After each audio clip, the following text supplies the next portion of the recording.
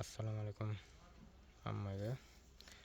Bugun biz bitis pomidorlarimizni ekishga tayyorgarlik jarayonlarini boshladik. Ekishda nimadan boshladik? Pushtalarni tortdik. 8 metr ob'yomga 4 ta pushta to'g'ri keldi. Ko'chat va ko'chatning orasi 2 metr bo'ldi. Bunaqasi esa har 50 santimetrga bo'libdi. Mana shu chirindi bilan chirindining o'rtasi 50 santimetr. O'rtaga soldatcha qilib ekamiz. Keyin har bitta ekilgan ko'chat ikkita bosh qo'yiladi va bitta poya ikkita kallaga aylanib ketadi payvand ko'chatlik uchun. Payvandning ildizi juda baquvvat bo'lgani uchun ikkita, 3 ta, 4 tagacha kallani galovkani boqib bo'ladi.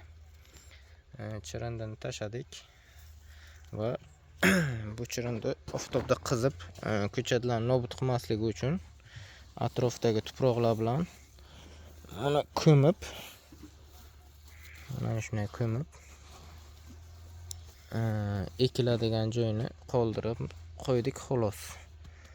Xo'sh, bundan sabab mana bu atrofdagi tuproqlar namlikni saqlab turadi va chirindi nam holatda turishini bizaga ta'minlab beradi. Agar mana buni o'ziga ekib ketilsa, bu oftobda tez qizib qolib, ko'chatni nobud qilib qo'yadi. Bunda esa unaqa bo'lmaydi. Shuning uchun ham mana shunaqa qilib chiqamiz. Suv keyin ustidan bu ishni qilgandan keyin kapelnitsa tortib suv ochib yuboramiz. Mana ko'chatlarga kapelnitsani tashlab suv ochishni boshladik. Ko'chat kelishidan ro'pa-rosa 1 sutka oldin yer zalatiladi. Ko'chatlar kasetada torfda keladi, shu uchun 1 sutka oldin yerni sug'orib, namlab qo'yish kerak.